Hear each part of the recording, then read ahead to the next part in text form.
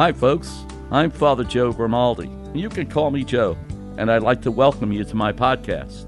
But now, here's our host and friend, Ken Calvert. Hi again, everybody. I'm Ken Calvert alongside my very dear friend, Father Joe Grimaldi. And I'd like to welcome you to the Father Joe Podcast. The Father Joe Podcast, proudly supported by our great friends at Hoot McInerney Starlink and 12 Mile Road and Telegraph in Southfield. Today, I want to talk to you about the Lincoln Driver Assist Technology. It's called the Lincoln Copilot 360, and it's so unique, so comprehensive, that Lincoln has trademarked it. That's right. It's a collection of the most popular driver assist technologies designed, available anywhere. They help you keep at ease and driving safely. Now, it includes blind spot detection, driving forward assistance. Allow me to explain that a little bit. If you get too close to a car, you're going to get a beep, beep, beep, beep, beep. Lane on-course alert detection, which I love. For example, if you start to stray from your lane, you get that rumble strip feel when you're in a construction zone. Rear view backing up monitoring and assist, you love that. Parallel parking assist.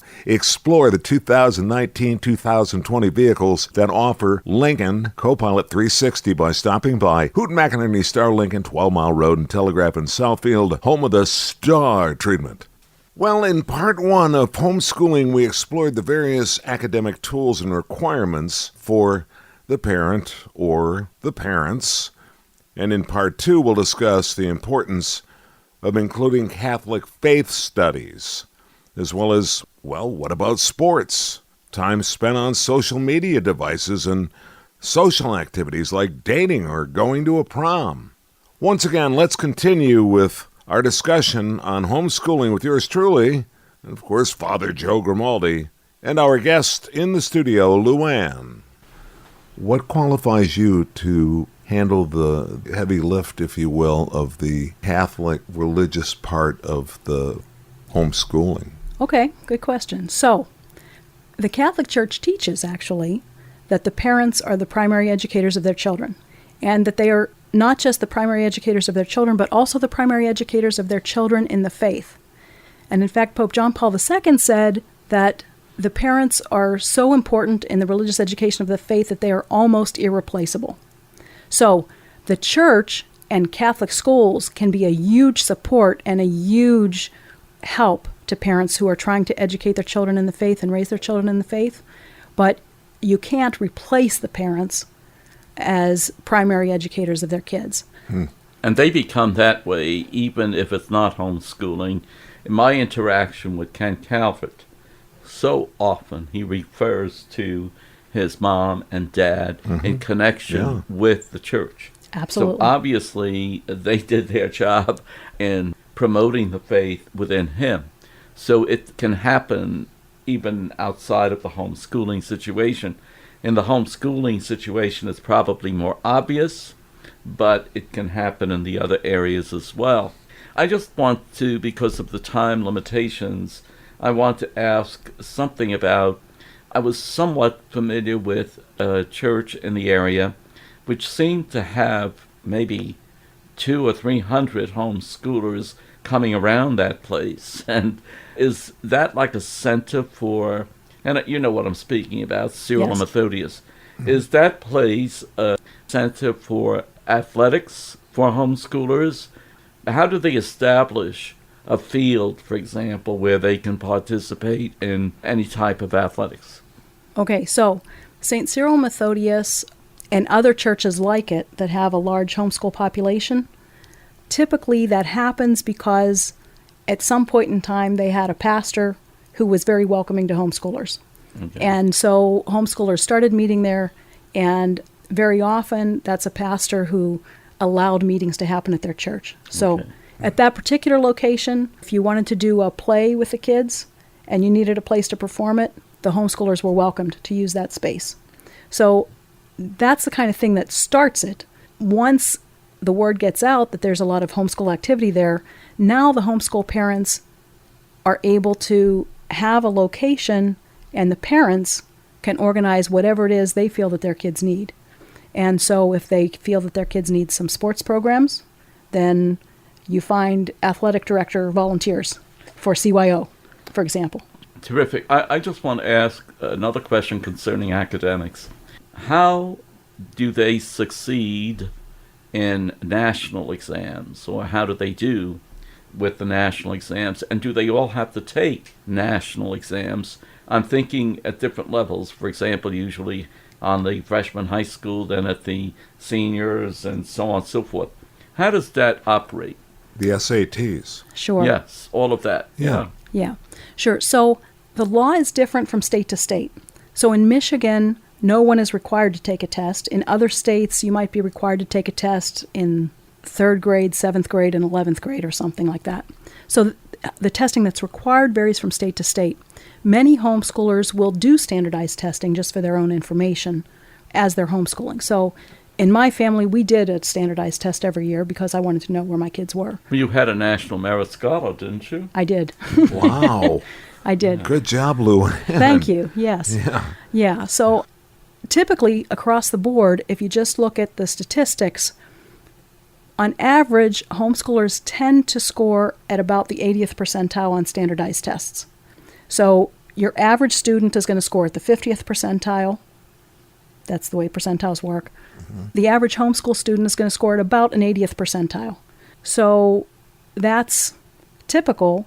And the interesting thing is that statistic is valid not just for families with a mom who is a college graduate, but that statistic is actually valid for families with a mom who has a high school diploma, and even for those with a mom who doesn't have a high school diploma. What do you attribute that to? Because to me, those are fantastic statistics. But what do you attribute that to? Any mom or parent who's going to put in the work and the effort to homeschool their kids has has set a really high priority on education. Okay. And so there's no one in the world who cares more about the education of a child than the child's parents. Sure. Right? So if these are parents that have made a decision to put that much time, energy, and effort into it, these are parents that are going to find what's the best way to do it. There has to be something that the kids are missing. It can't all be flowers and sunshine, and there's got to be something that the kids miss out on. I guess that's more because of my background and how I grew up, but I don't mean resent or push back or anything like that. But what about proms? What about dances? What about socialization with girls or boys? Whatever. How about that? All right. So that depends on each family, what they choose to get involved in. In the local area here, there are a number of proms that different organizations sponsor every year. So if your child wants to go to a prom, there is a prom available that they can go to with the other homeschoolers. Like where? Cherry Creek Golf Club. Okay. Okay. These are private clubs that host them? Well, no, it's a homeschool support group that hosts it. Oh, okay. And they rent a place to hold the prom. Do you? Here's my question for you. Is there a gap? Is there something missing in homeschooling that you guys collectively, as Catholic homeschoolers, need to correct and fix? Not that we need to correct and fix. There are things that could be missing if you weren't careful about it. So, for example, if you're in a homeschool with a few kids in your mom's home, you may not have a large opportunity to, for example, give a presentation in front of a group of people, right? And that's naturally going to happen in a classroom because you're going to get up and give a report on, Benjamin Franklin, whatever it is. So, But if you're a homeschooler and you recognize that there's something that your kids need that isn't naturally provided within your home, you make an opportunity. So in that particular example, at my house, we used to host 3 times a year something that we called Student Teacher Days. And we would have probably 20 kids from our support group that would sign up. We would have a different subject for each class. So maybe it would be composers, maybe it would be capital cities of the world. And each student would sign up for a topic within the subject area, and they would come and give a 5-minute presentation on whatever that was, including audiovisual aids. Wow. So that's a thing that you're not naturally going to have in a homeschool, but if you're aware of it, you can provide the opportunity for your kids. And that's just one of those things that that we did. Now, right, I've talked already about, right, Spanish, right, if a language, if you're not capable of teaching a language, then obviously that's something that's missing unless you find a tutor. Music is something that a lot of homeschoolers, in my case, I play piano, so I was my kid's first piano teacher. Luanne, stop it. You do everything. Well, but except speak Spanish. well, I don't speak Spanish well. That's Wait. Now it's been reduced to speaking it well. But you do speak Spanish. No, but I sing Spanish. I'm a music minister, and I was the music minister at a Hispanic parish downtown for 4 years. Yeah. So I do read it, but I had 2 years of high school Spanish many years ago, and my daughter got me back into the Spanish.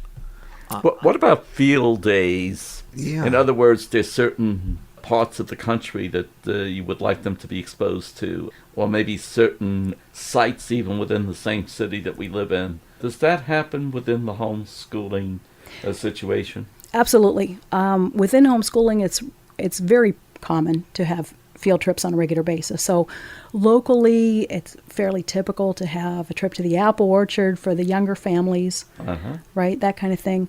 As a family, we did field trips that were planned to go along with whatever we were studying in a given year.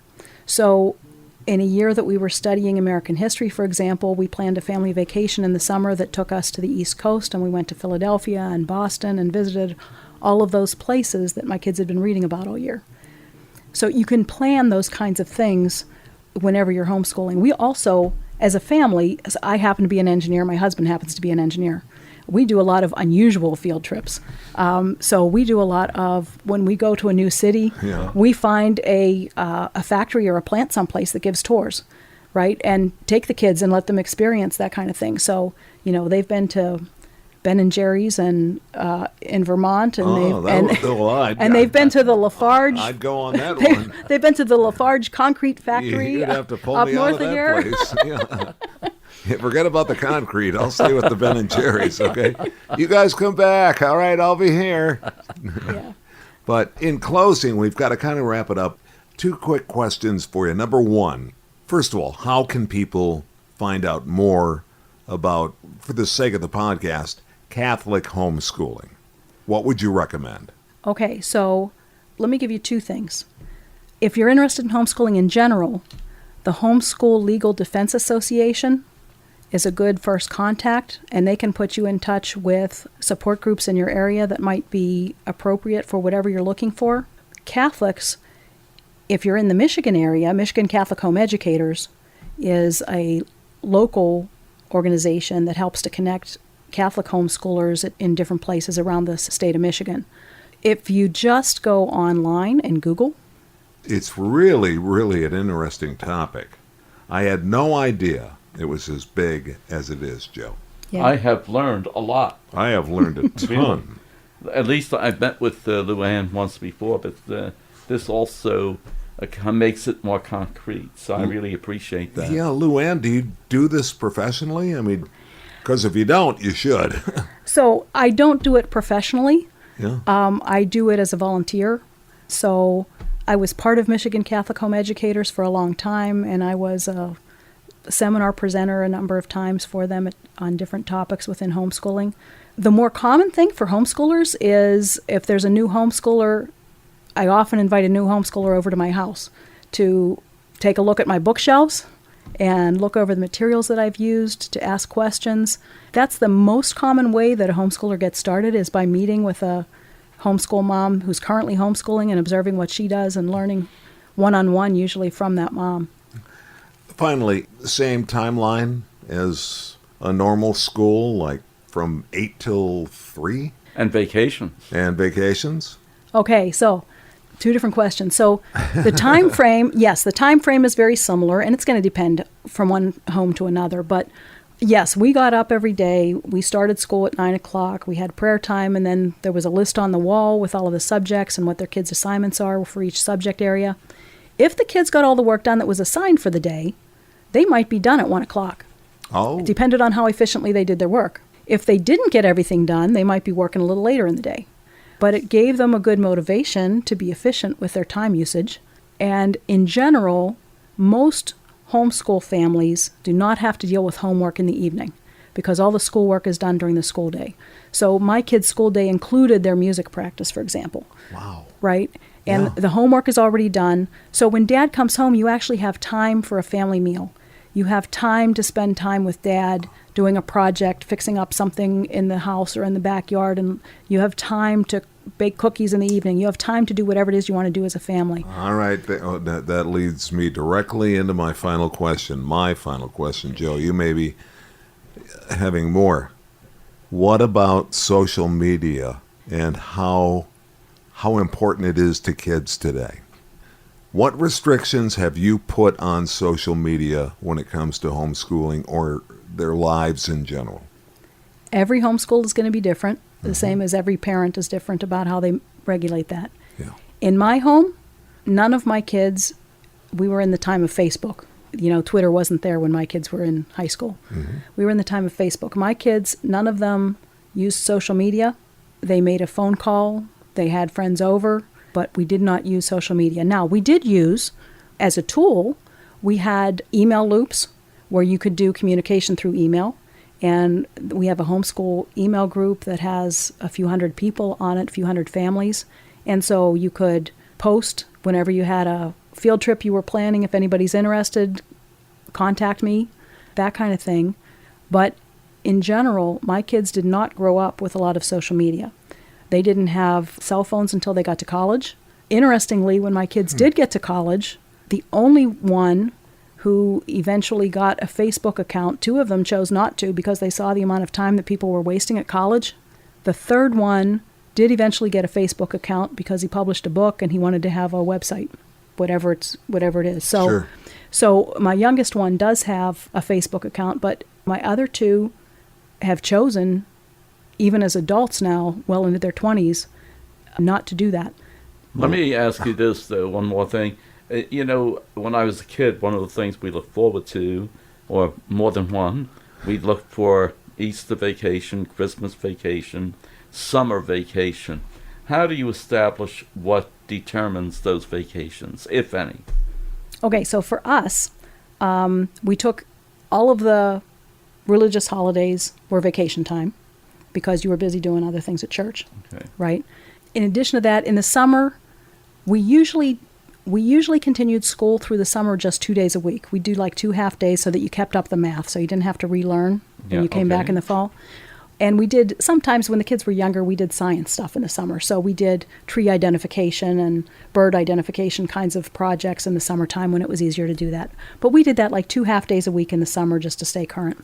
Excuse me, every answer you give prompts a new question I for me. know. So the other... I'm gonna get out of the way in a second, but I just want to know two things. Number one, where did your kids go to college?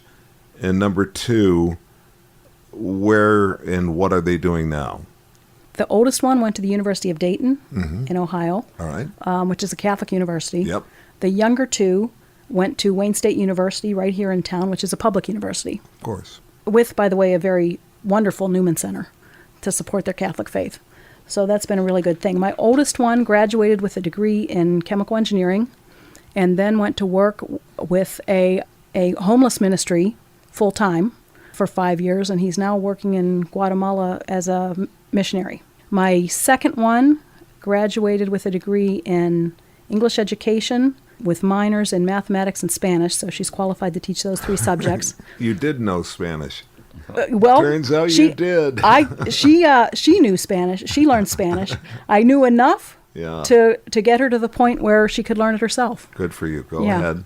So she went on. She actually received a Fulbright grant when she graduated college, and she went and lived in Poland for a year and taught English at a university in Poland for a year. And now she's back here in Michigan, teaching at a private Catholic school here in Michigan. And my youngest one is a recent graduate, and he has a degree in business management, currently working as a chiropractic assistant, and don't know what he's going to be doing long term. Well, you can Wait come and see. over here. You can come over here every Wednesday when we record. If we can just put a couple of chiropractic That's right. moves That's on right. my back, He could use it it. would be wonderful. Luanne, any final thoughts? Because This has been fantastic. I would have to agree with that. I yes. have really enjoyed, you've enlightened me beyond any level I set. So congratulations, kudos to you for your hard work and your diligence in this area. Any final thoughts or suggestions that we end the podcast with? Well, you had asked about contact information, so I looked this up while we were sitting here. The website, homeschoolcatholic.org, is the website for the Michigan Catholic Home Educators. And there's homeschoolcatholic.org. Yes, with no spaces. All right. And if you look on there, you will find a whole beginner's guide for homeschoolers, specifically for Catholic homeschoolers, too, that has a list of all the resources that are available. Wow. So Really enlightening, Joe, don't you think? I really appreciate it. I really learned quite a bit. Even it's only our second meeting on this, and I'm still learning. But thank you very much. But what Luanne. do you think, by the way? I want you to close this out. Well, I think that we are fortunate that we live in a land where we have options. And so that this is certainly a worthy option to the traditional system of education. So I think we are fortunate to have those options. Well presented today, that's for sure. As the principal of a high school for 6 years here in Michigan, 6 years in, I believe, Hawaii. Correct, yes. Do you find yourself resenting homeschooling at all? No, not at all. At all? No, because I think there's some people do better in homeschooling than they would in a traditional setup. I think because we're all so different that I find the same thing among, whether it's teenagers or even younger, they have different needs. And I think that helps to fulfill some of the needs. So I really don't resent it. You know what, maybe I'm completely ignorant on this. I couldn't tell you what percentage of the kids who were of age and interest to go to a school would be homeschooled or went to traditional schools. Sure. We didn't hear much about homeschooling. It's only in recent times that it has become very popular. You know, Luanne, I always say this to Father Joe Grimaldi on the Father Joe Grimaldi podcast. I do have a final question. What about children with special needs? Are they capable of absorbing homeschooling? absolutely. A lot of the original homeschoolers were families who weren't able to be served in the school system. And often the school system helped them with figuring out how to deal with certain things at home. Many of the homeschool suppliers offer special support for children with special needs and for parents of children with special needs to help them through that. And actually the public schools are very often a good resource, even for a homeschooler, in dealing with special needs children and learning how to best serve a special needs child. So I know a number of families that have homeschooled their special needs child. In fact, I grew up with a younger brother who was a special needs child. And I think that that influenced me in being really careful about the education that I chose for each of my children and making sure that it suited them and that they weren't frustrated by what they were dealing with. So, yes, so homeschooling can be a really good option for special needs families. Each family, this is the thing with homeschooling, each family is going to make their own decisions about what's best for their kids. It's going to be the right decision for some families. It's not going to be the right decision for other families. The nice thing about homeschooling is you can customize it to the needs of your family. You can use whatever other resources you want to supplement where you need to. So especially for a special needs child, it gives you a whole lot of options to work with. Boy, you came prepared and you delivered. Thank you, Luanne. You are quite welcome. I want to thank you also. I certainly learned a lot. Thank you. I learned more than I ever thought I would in just under 45 minutes. On behalf of all of us here on the Father Joe Podcast, I'm Ken Calvert. We look forward to seeing you next time on the Father Joe Podcast. I look forward to it as well. See you soon. This is Father Joe Grimaldi, and I look forward to seeing you next time on the Father Joe Podcast. If you'd like, you can email us. It's frjoepodcast@gmail.com. That's frjoepodcast@gmail.com. We're also on Facebook. Simply search Father Joe Grimaldi. And thanks for listening, everyone.